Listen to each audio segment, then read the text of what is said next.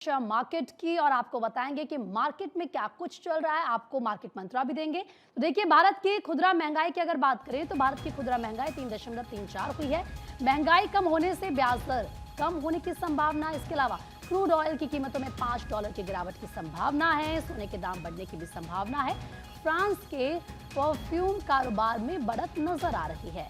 तो मार्केट मंत्रा क्या रहेगा आज का खास, ये भी आपको देंगे। और इसी के साथ मार्केट एक्सपर्ट आकाश जिंदल जी इस वक्त हमारे साथ जुड़ चुके हैं। आकाश जी, बहुत बहुत स्वागत है आपका भारत 24 पर। सर, आज क्या मार्केट मंत्रा आप हमारे दर्शकों को देंगे? और अगर भारत की खुदरा महंगाई की सबसे पहले बात करें तो 3.34 हुई है, यानी कि महंगाई कम होने से ब्याज दर कम होने की संभावना है।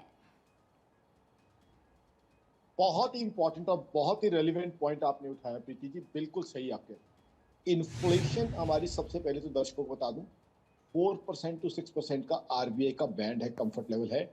यानी कि 4 से 6% तक कंफर्ट, और 4 से भी कम है तो बहुत अच्छी सिचुएशन है, आइडियल सिचुएशन है। And you are very right Preeti, अगर हमारी इन्फ्लेशन इसी तरीके से कम रहती है तो ब्याज दरें और कम हो सकती हैं। ब्याज दरें और कम होगी तो इकोनॉमी में और बाइंग होगी, और फ्लैट्स परचेज किए जाएंगे, और गाड़ियां और टू व्हीलर्स परचेज किए जाएंगे, और उससे इकोनॉमी में और तेजी आएगी, जीडीपी ग्रोथ और बढ़ेगी, जीएसटी कलेक्शन और बढ़ेगी। तो कहीं ना कहीं मोदी सरकार बधाई की पात्र है कि एक तरफ कंजम्पशन हमारी बूम कर रही है, जीएसटी कलेक्शन का डेटा अभी कुछ दिन पहले मैंने दिया था, इनकम टैक्स कलेक्शन का डेटा मैंने दिया था। दूसरी तरफ महंगाई भी हमने कम रख रखी है, और महंगाई 4%, जो आरबीआई का कंफर्ट लेवल का बेस है, उससे भी 3.34% है, उससे भी कम है 3.34%। यानी सीपीआई इन्फ्लेशन पूरी तरीके से कंट्रोल में है। इससे एक तो यह है, आम आदमी के लिए तकलीफ नहीं है, यानी आम आदमी के खाने पीने का सामान महंगा नहीं हो रहा, उसके लिए ज़िंदगी आसान हो रही है। दूसरा, अब रेट ऑफ इंटरेस्ट कम होने की संभावना क्लियरली बन जाती है, जो हिंदुस्तान को ग्रोथ ट्रेजेक्टरी में ले जाएगी। यानी ग्लोबल इकोनॉमी में तकलीफ है, दिक्कतें हैं।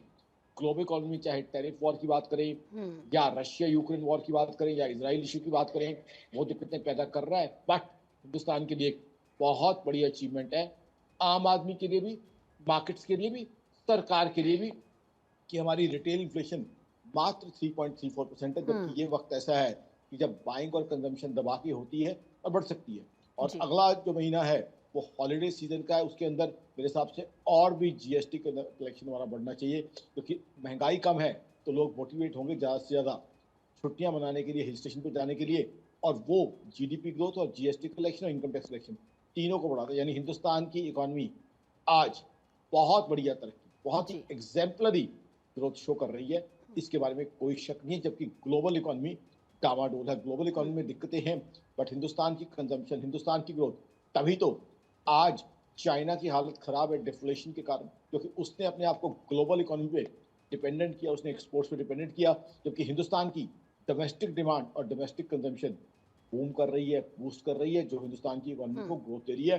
फर्दर प्रीति, मेरा ये मानना है, मेरी ऑर्गेनाइजेशन आकाश की कैलकुलेशन है, प्रोडिक्शन है कि अप्रैल में जीएसटी कलेक्शन 2.25 लाख करोड़, जी हाँ, record breaking GST collection sir होने इस वाली है। बीच एक बड़ी आपको अपडेट पता भी है, आ रही है, मैं आपसे इसको लेकर भी रिएक्शन चाहूंगी। खबर यह है कि गिरावट के साथ खुला है शेयर बाजार और सेंसेक्स में करीब 100 अंकों की गिरावट नजर आ रही है। निफ्टी की बात करें तो निफ्टी में करीब 50 अंकों की गिरावट दर्ज की गई है।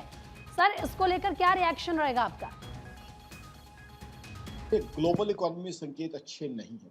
ग्लोबल इकोनॉमी की बात करें तो यूएस की इकोनॉमी को लेके बहुत कंसर्न है। रेगुलर बेसिस पे जो टैरिफ्स के अंदर चेंज किए जाते हैं, वो बिजनेसमैन की सारी प्लानिंग गड़बड़ा देता है। अब एक बिजनेसमैन, कभी इंपोर्ट ड्यूटी बढ़ जाती है तो उस तरीके से प्लानिंग करता है, ऑल ऑफ सडन उसके बाद कम हो जाती है तो उसकी प्लानिंग वो है, वो गड़बड़ा जाती है। तो कहीं ना कहीं ग्लोबल इकोनॉमी जो दिक्कतें चल रही हैं, पहले एक्चुअल वॉर्स और फिर टैरिफ वॉर्स की वजह से, वो दिक्कतें हिंदुस्तान की मार्केट्स में भी कहीं ना कहीं दिख रही है। ग्लोबल इकोनॉमी के साथ डायरेक्टली या इनडायरेक्टली हम कहीं ना कहीं जुड़े हुए हैं। इसीलिए मैंने शुरू में कहा कि हिंदुस्तान की इकोनॉमी इन इटसेल्फ बहुत अच्छी चल रही है, बट ग्लोबल इकोनॉमी का नेगेटिव इफेक्ट हमारे ऊपर भी पड़ रहा है। ये चीज है। ठीक है सर, फिलहाल आपका बहुत बहुत शुक्रिया सर, ये इन्फॉर्मेशन हमारे दर्शकों के साथ शेयर करने के लिए।